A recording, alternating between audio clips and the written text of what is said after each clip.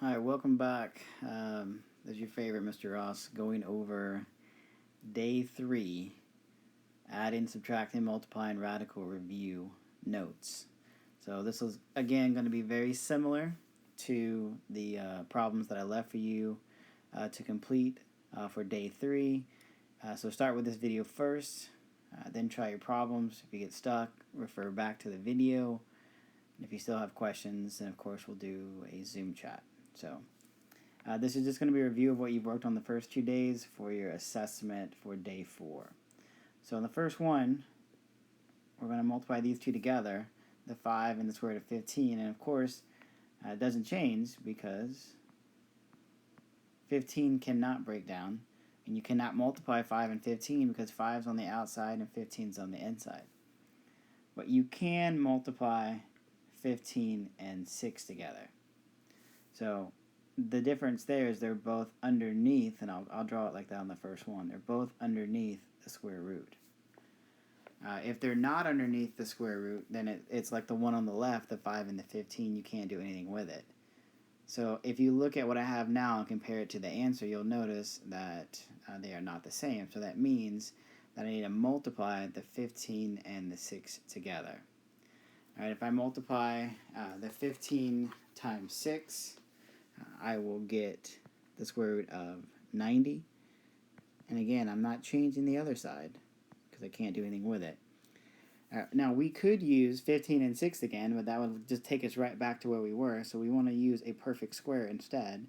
So we're going to use 9 times 10. And the reason why we use 9 is because 9 is a perfect square. The 9 is going to be 3. I can't do anything with a 10. And we're going to have 5 the square root of 15 plus 3 the square root of 10. And as you can see, that does match our answer. All right, number 2, same idea. So number 2, we're just going to multiply using distributive property again. And this time we got square root of 5 times square root of 5, which is the square root of 25, which of course is 5. So that's how they got 5 in their answer. The square root of 5 times the square root of 3 is the square root of 15. And as we established in the last problem, you really can't do anything with the square root of 15. So you're done. That's the answer to number 2. Okay, number 3, just more roots, more square roots, but the same basic principle. All right, so let's go with 4 the square root of 10 times the square root of 3. So on this particular problem, you can't do anything with a 4, but you can multiply the 10 and the 3, and that's how you're going to get the square root of 30. If you'll notice, the answer is 4 the square root of 30, so that means that 30 does not break down. So you have 4 the square root of 10 times the square root of 2. Now in this case, can't do anything with a 4, but you can multiply the 10 and the 2, and you get 20. Now that does not match the answer because I can break down the 20. Now the 4 stays the same. 20, I end up using the square root of 4 and the square root of 5. Alright, the square root of 4 is 2. 4 times 2 is going to give me 8. 8 the square root of 5. So there's our answer. 4 the square root of 30 plus 8 the square root of 5.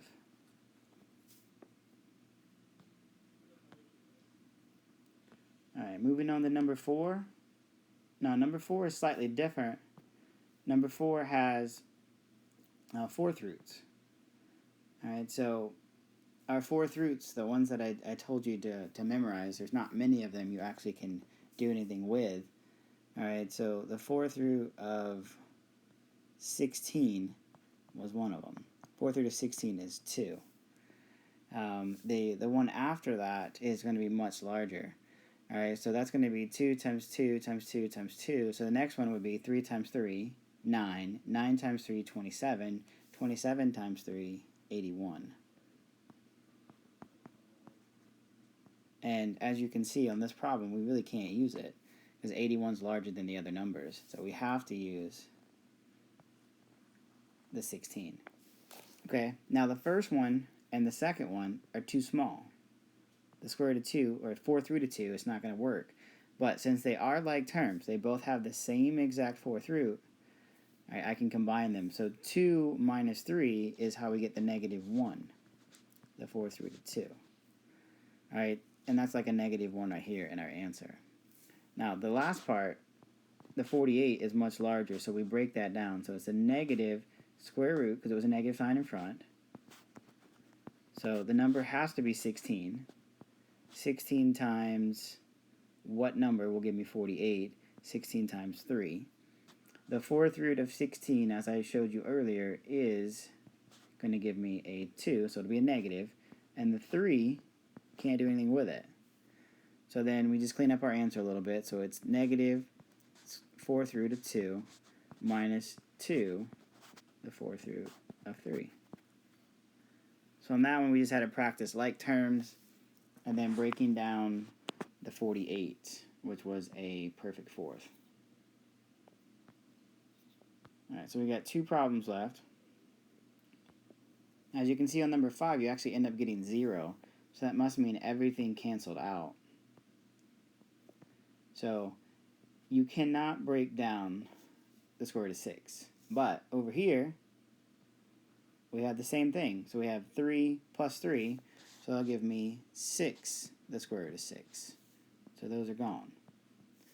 All right, then we come over here to this guy, and we still got a negative 3, and we want to split up 24. All right, again, we want to use perfect squares, so we don't want to use 8 and 3, we want to use 4 and 6, because 4 is a perfect square. So we got a negative 3 still. The square root of 4 is 2. So now I end up with 3 times 2, which is 6, and it's negative.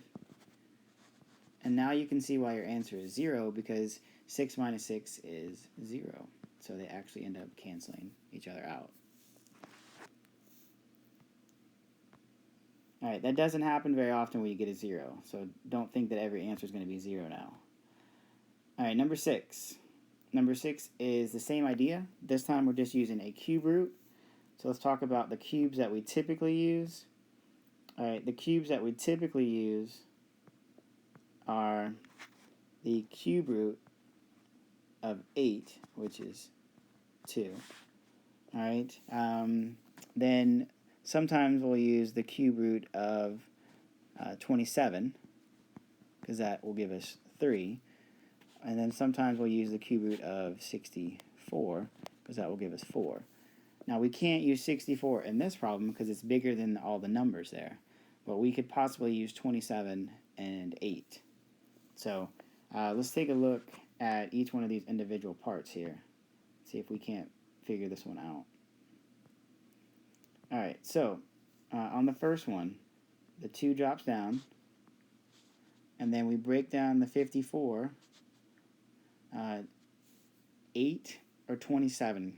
Alright, 8 doesn't go into 54. We've got 8 times 7 is 56. That's as close as we get. So it can't be 8. But 27 goes into 54 2 times. Alright, the cube root of 27, as you can see over there, is 3. And you still have your 2 here.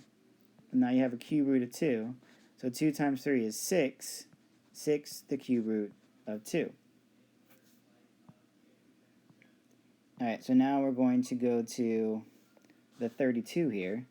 32 is divisible by, in this particular case, 8. 8 times 4.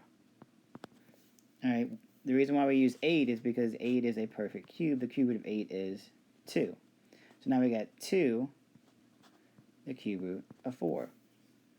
So now I've got one part of the answer. I've got the second part of the answer. Those are not like terms. They do not match, so I can't do anything with them. So let's go to the third part, this guy right here. I'm going to put him over here on the end. So I got a negative 3. 16 is divisible by 8. 8 times 2. Alright, the reason why we use 8 is because 8 is a perfect cube. It is 2. And of course, negative 3 times 2 now is negative 6. And now we have our third and final piece. of the puzzle. Alright, so there's our three parts. If you'll notice that this part and this part are opposites. So when I put those together, they should cancel out. So I've got 6 the cube root of 2 minus 6 the cube root of 2. And those cancel out. So the only thing left is this guy right here. So my answer is negative 2 the cube root of 4. Alright, that problem got a little messy because there's lots of movable parts there. So just be careful when you're doing a problem like this where you have to break down multiple radicals, multiple roots, because you want to make sure you don't forget information or leave out part of the answer. But on this particular one, the only thing left was negative 2 the cube root of 4. So, alright, so that concludes Days 3's notes. Day 4 will be a mini assessment on these two lessons that I've went over. And of course that I went over again on this review. If you guys have any questions, please refer back to the videos first. And obviously, if you still need some help, I will be available every day during office hours for a Zoom chat. And I typically make an announcement on Canvas every day as a reminder as far as what hours those are and the invitation for the Zoom. So, and if all else fails, you can always email me as well. So, all right, that's all I have for you guys today. Have a good day.